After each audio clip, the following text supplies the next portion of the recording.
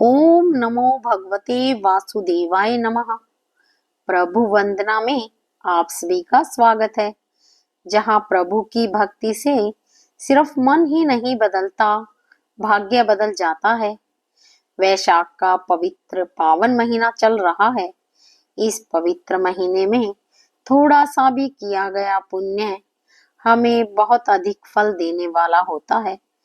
इस पवित्र महीने में नियम से स्नान और तुलसी की पूजा भक्तों के जीवन को खुशियों से भर देती है। तुलसी के पत्तों में है भगवान का वास। हर घर में लो सुख और शांति का एहसास। हर घर में तुलसी जरूर लगानी चाहिए। वैशाख के महीने में जो तुलसी की पूजा करता है उसके जीवन में कभी भी अंधकार नहीं आता। आज की इस वीडियो में मैं आपको वैशाख मास में कहीं सुनी जाने वाली तुलसी सींचने की कहानी बताती हूँ। हाथ में फूल, तिल या चावल और दक्षिणा रखकर कहानी सुननी चाहिए। बहुत पुरानी बात है। एक गांव में एक परिवार रहता था। उस परिवार में माँ, बेटा और बहू थे। बहू बहुत ही सीधी साधी और शांत स्वभाव की थी और सास बड़ी ही झगड़ालू और घमंडी थी। वो अपनी बहू पर बहुत अत्याचार करती थी। उससे घर का सारा काम करवाती और खाने के लिए एक सूखी रोटी देती थी। बुढ़िया के बेटे को तो इन सब बातों का पता ही नहीं था। वो तो सुबह होते ही खेत में काम करने चला जाता। बहू सास के कहे अनुसार घर के काम में लगी रहती थी। एक दिन बहू ने देखा पड़ोसन नया मटका लेकर आई है और पड़ोसन ने भी बात ही बात में बहू को बताया कि वो वैशाख स्नान की तैयारी कर रही है। बहू को वैशाख मास के बारे में भी कुछ नहीं पता था, इसलिए वह पड़ोसन से पूछने लगी। तो पड़ोसन ने भी उसे पूरी जानकारी देते हुए बताया कि वैशाख का पवित्र महीना तुरंत फल देने वाला है। साथ ही तुलसी माता की महिमा भी बहू को बताई और कहा अगर कोई वैशाख में सिर्फ स्नान करके तुलसी माता को सींच दे तब भी उसके जीवन की सभी परेशानियों का अंत हो जाता है। अब बहू अपनी सास के व्यवहार से बहुत दुखी तो थी ही। उसने सोचा हो सकता है तुलसी माता की पूजा और प्रताप से ही मेरे जीवन में सब कुछ ठीक हो जाए। अब यही सोचकर बहू ने अपने मन में तुलसी माता की पूजा और वैशाख स्नान करने का निर्णय ले लिया। शाम को तुलसी और वैशाख मास की महिमा अपनी सास को बताई।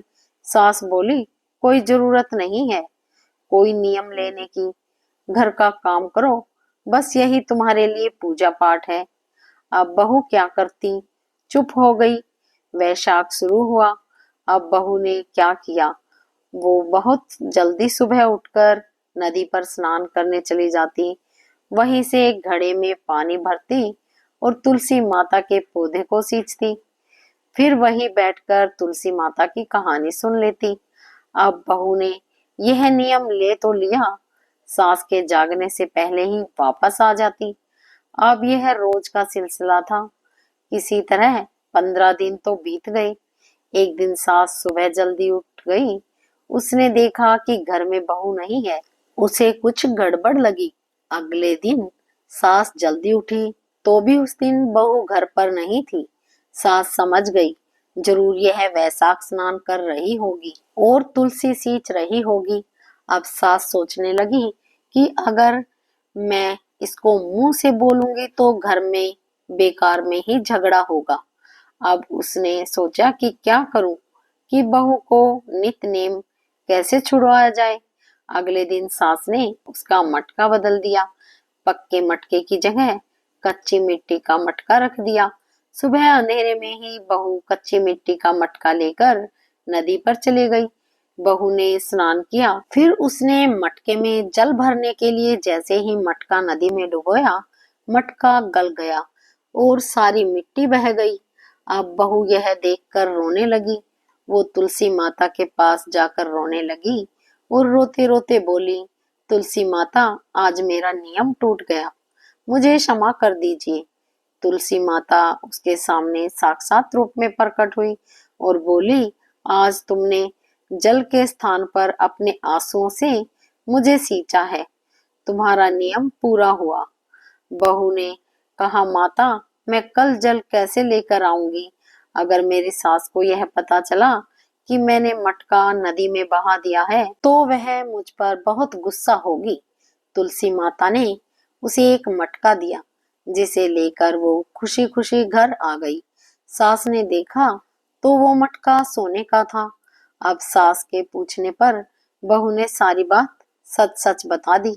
सास अंदर से बहुत खुश थी, पर बाहर से नाटक करते हुए बोली, अगर सोने के मटके में अगर जल लेकर जाओगी तो गांव वाले इसे छीन लेंगे। तुम कल फिर जाकर अपनी तुलसी माता के आगे रोना और दूसरा मटका मांग लेना। अब बहू बेचारी सीधी थी, उसने तो कुछ ऐसा ही किया। तो अगले दिन तुलसी माता के पास जाकर फिर से रोने लगी। तुलसी माता के पूछने पर उसने सारी बात बता दी। अब तुलसी माता ने उसे चांदी का मटका दिया। बहू चांदी का मटका लेकर खुशी खुशी घर आ गई, लेकिन उसकी सास ने उसको भी रख लिया और बहू से फिर अगले दिन रोने को कहा। अब बहू सास के डर से कुछ बोली नहीं, फिर तुलसी माता के पास जाकर बैठ गई और फिर से रोने लगी। तुलसी माता ने आकर पूछा तो उसने रोते रोते सारी बात बता दी। अब तुलसी माता ने कहा, तेरी सास का लालच कभी खत्म नहीं होगा, तू आज मिट्टी का मटका ले जा। यह कहकर तुलसी माता ने उसे एक मिट्टी का मटका दिया। बहू जब घर आई तो उसकी सास बहुत गुस्सा होने लगी और कहने लगी, तुम्हारी तुलसी माता के पास सिर्फ इतना ही धन है, जिसके पास कुछ भी नहीं है उसे सींचने का क्या लाभ। अब यह कहकर वो बहू को बहुत गुस्सा करने लगी, लेकिन बहू ने सास की बात नहीं मानी और जो उसका नियम था वह सुबह जल्दी उठकर उसी तरह करने लगी। पूरे महीने सास से छुपकर नदी पर स्नान करती और तुलसी माता को सींचती रही। महीना समाप्त होने वाला था। एक दिन सास अपने छुपाए हुए दोनों मटकों को देखने लगी तो उसने देखा कि दोनों मटके कच्ची मिट्टी के बन गए हैं। अब यह देखकर तो सास का गुस्सा सातवें आसमान पर पहुंच गया। वो बहू को बहुत बुरा भला कहने लगी। तभी साक्षात तुलसी माता उनके घर में प्रकट हुई और वो सास को बोलने लगी, तुमने लालच और घमंड में बहुत पाप किए हैं, इसलिए सिर्फ तुम्हारे छूने की वजह से वो मटके मिट्टी के बन गए। जैसे बोएगी वैसा ही तो काटेगी। तुलसी माता के प्रताप और कृपा से सास की आंखें खुल गई। वह बहुत रोई और तुलसी माता से क्षमा मांगने लगी। तुलसी माता ने क्षमा कर दिया और खुश रहने का आशीर्वाद भी दिया। तुलसी माता की कृपा से तीनों घड़े खुद ही सोने के हो गए। अब सास बहू मिलकर हर रोज तुलसी माता का नित्य नियम करने लगी। तुलसी माता की कृपा से उनका घर अन्न धन से भर गया। हे तुलसी माता, अपने सभी भक्तों पर अपनी कृपा बनाए रखना। कहानी अधूरी हो तो पूरी करना, पूरी हो तो मान रखना। अगर आपको यह पावन कथा पसंद आई हो तो इसे जरूर साझा करें और अपने जीवन में तुलसी का महत्व अपनाएं। प्रेम से बोलो तुलसी माता की जय हो। जय श्री हरि विष्णु की।